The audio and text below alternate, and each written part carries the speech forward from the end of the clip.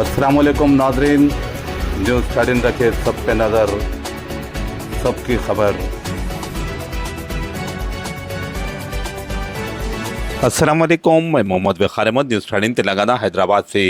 Iran के लिए आवाज़ उठाने वालों को उत्तर प्रदेश के डीएसपी का सख्त पैगाम, जहाज में बैठो और ईरान जाकर लड़ो। उत्तर प्रदेश में संभल के एक पुलिस अहदेदार के बयान ने नई सियासी बहस छेड़ दी है। यहाँ तैनात डीएसपी कुलदीप कुमार ने अमन कमेटी की एक मीटिंग के दौरान कहा कि जो लोग ईरान के लिए यहाँ हमदर्दी जता रहे हैं, अगर इतनी ही फिक्र है तो जहाज में बैठकर ईरान चले जाएं और ईरान की तरफ से जंग लड़ें।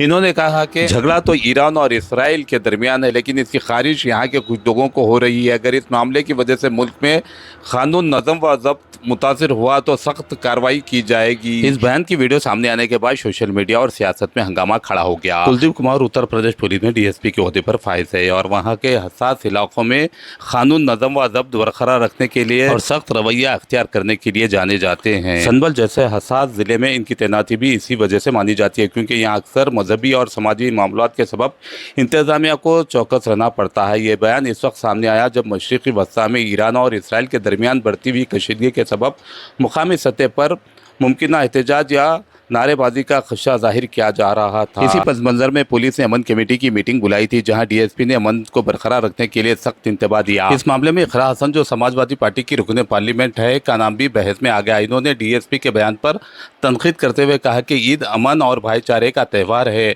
और हुकूमत असल मसाइल को हल करने के बजाय लोगों को तकसीम करने की कोशिश कर रही है। इनके मुताबिक हसास मामलात में पुलिस को भी अपने हुदूद का ख्याल रखना चाहिए। इन्होंने कुलदीप के बयान के खिलाफ कार्रवाई का मुतालिबा किया। डीएसपी के बयान के बाद सियासी हलकों में तेज रद्द अमल देखने को मिला है। बाद लोगों ने इसे कानून व अमन के लिए सख्त पैगाम करार दिया, जबकि अपोजिशन जमातों ने इसे मुतनाज़ा और इश्तियाल अंगेज बयान बताया। यही वजह है कि ये मामला अब कौमी सतह पर मौजूद बहस बन गया है।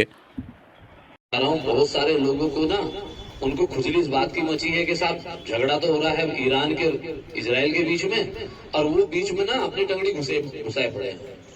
भाई अगर इतनी दिक्कत है तो आप बैठ जाओ जहाज में। जब जहाज लेने जा रहा है वहाँ ईरान में फंसे हुए भारतीयों को, तो जहाज में बैठ जाओ और चले जाओ और जाओ लड़ो ईरान की तरफ से, लौट के आ जाओ।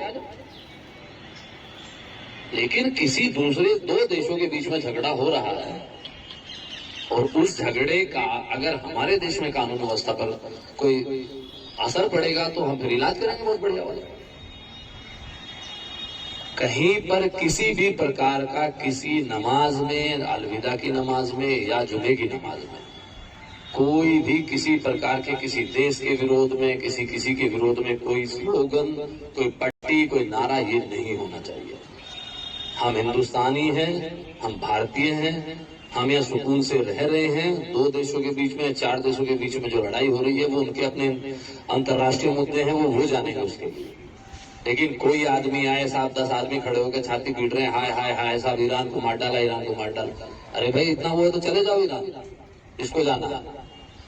लेकिन ये चीजें बिल्कुल हम बर्दाश्त यहाँ नहीं करेंगे कि हमारे यहाँ आके कोई भी आदमी अपने देश में आके यहाँ कोई फिजा बिगाड़े।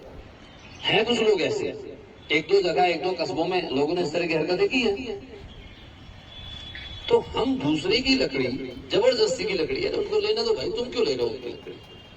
अगर ईरान के और अमेरिका के बीच में कोई विवाद है या कोई दूसरे देशों के बीच में विवाद है तो वो अपना सुलझा रहे हैं। अगर जरूरत पड़ेगी तो हमारी सरकार का काम है वो देखने का। लेकिन हम इस तरह से कोई ऐसा काम करें जिससे लोकल लेवल पे स्थिति खराब हो जाए या लैंड ऑर्डर की समस्या आए, आपस में कोई वैमनस्यता आए, कुछ आए, तो वो चीज कभी बर्दाश्त नहीं होगी। ये चीज आप सबको एक बार बता दीजिएगा। और पुलिस फिर वहां तक इलाज करती है कि जहाँ वो पोस्टर छपते हैं ना, जहाँ वो स्लोगन लिखे जाते हैं, फिर उन तक का इलाज होता है। तो ऐसी सिचुएशन ना हो। प्यार और सौहार्द का त्योहार है, मीठी सिवैयों का त्योहार है, तो जरा से उसमें मिठाई में कड़वाहट 1 मिनट में भूल जाती है, तो ऐसा किसी आदमी को भी ऐसा मत करने दीजिए।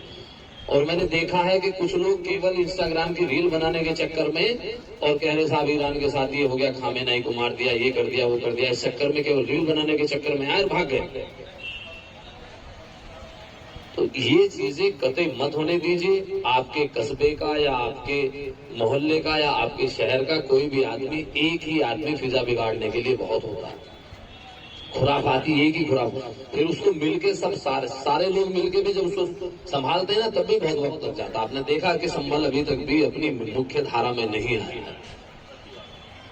तो ये चीज जो मैंने आपको तीसरा बिंदु बताया है, इस पर आपको विशेष ध्यान देने की आवश्यकता है।